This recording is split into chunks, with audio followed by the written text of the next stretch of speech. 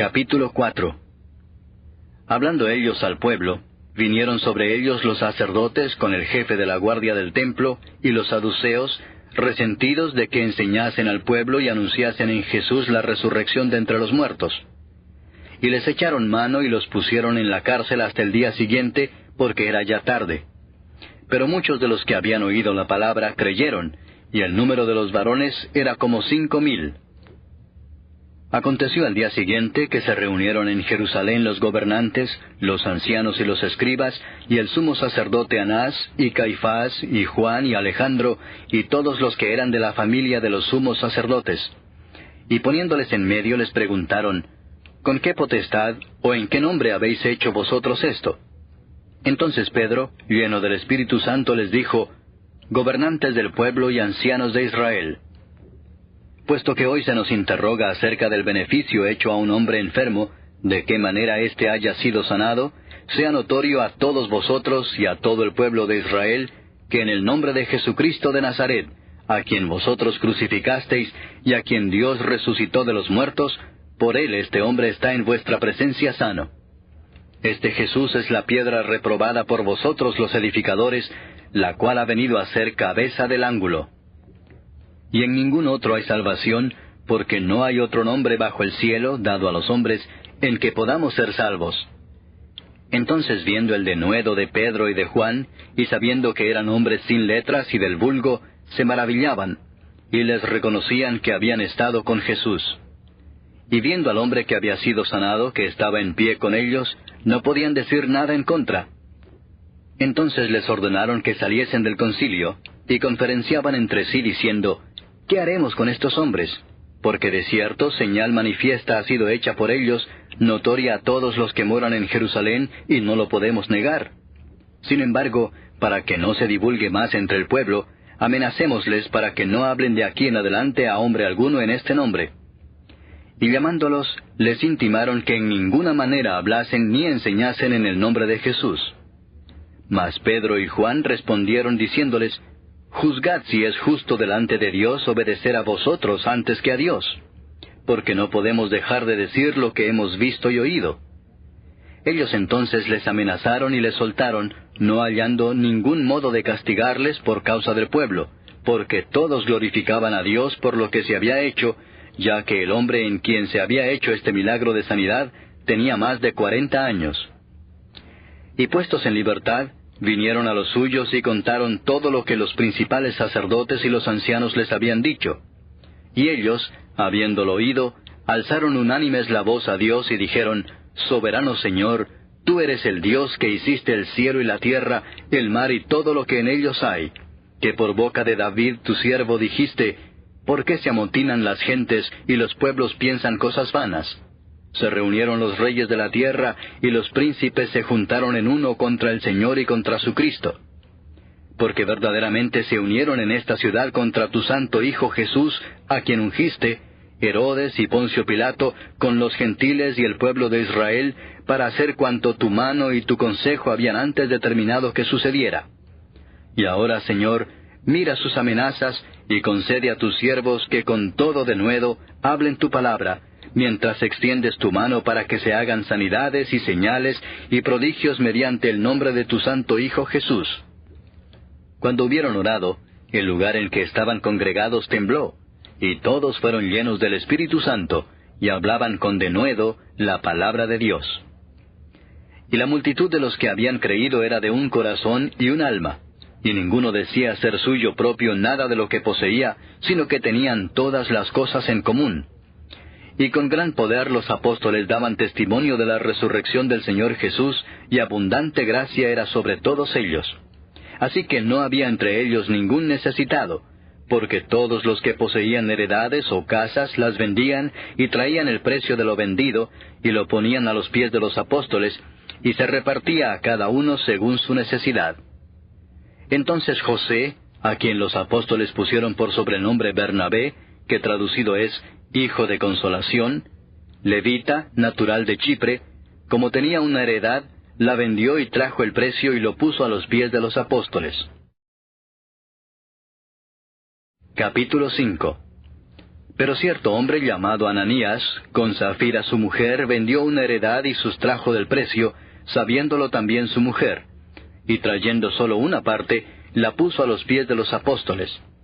Y dijo Pedro: Ananías, ¿por qué llenó Satanás tu corazón para que mintieses al Espíritu Santo y sustrajeses del precio de la heredad? Reteniéndola, ¿no se te quedaba a ti? ¿Y vendida, no estaba en tu poder? ¿Por qué pusiste esto en tu corazón? No has mentido a los hombres, sino a Dios. Al oír Ananías estas palabras, cayó y expiró. Y vino un gran temor sobre todos los que lo oyeron. Y levantándose los jóvenes, lo envolvieron y sacándolo lo sepultaron. Pasado un lapso como de 3 horas, sucedió que entró su mujer, no sabiendo lo que había acontecido. Entonces Pedro le dijo: Dime, ¿vendisteis en tanto la heredad? Y ella dijo: Sí, en tanto. Y Pedro le dijo: ¿Por qué convinisteis en tentar al Espíritu del Señor? He aquí a la puerta los pies de los que han sepultado a tu marido, y te sacarán a ti. Al instante ella cayó a los pies de él, y expiró. Y cuando entraron los jóvenes la hallaron muerta, y la sacaron y la sepultaron junto a su marido. Y vino gran temor sobre toda la iglesia, y sobre todos los que oyeron estas cosas. Y por la mano de los apóstoles se hacían muchas señales y prodigios en el pueblo, y estaban todos unánimes en el pórtico de Salomón. De los demás, ninguno se atrevía a juntarse con ellos, mas el pueblo los alababa grandemente. Y los que creían en el Señor aumentaban más, gran número así de hombres como de mujeres, tanto que sacaban los enfermos a las calles y los ponían en camas y lechos, para que al pasar Pedro, a lo menos su sombra cayese sobre alguno de ellos. Y aun de las ciudades vecinas muchos venían a Jerusalén, trayendo enfermos y atormentados de espíritus inmundos, y todos eran sanados. Entonces, levantándose el sumo sacerdote y todos los que estaban con él, esto es, la secta de los saduceos, se llenaron de celos, y echaron mano a los apóstoles y los pusieron en la cárcel pública. Mas un ángel del Señor, abriendo de noche las puertas de la cárcel y sacándolos, dijo: Id y puestos en pie en el templo, anunciad al pueblo todas las palabras de esta vida.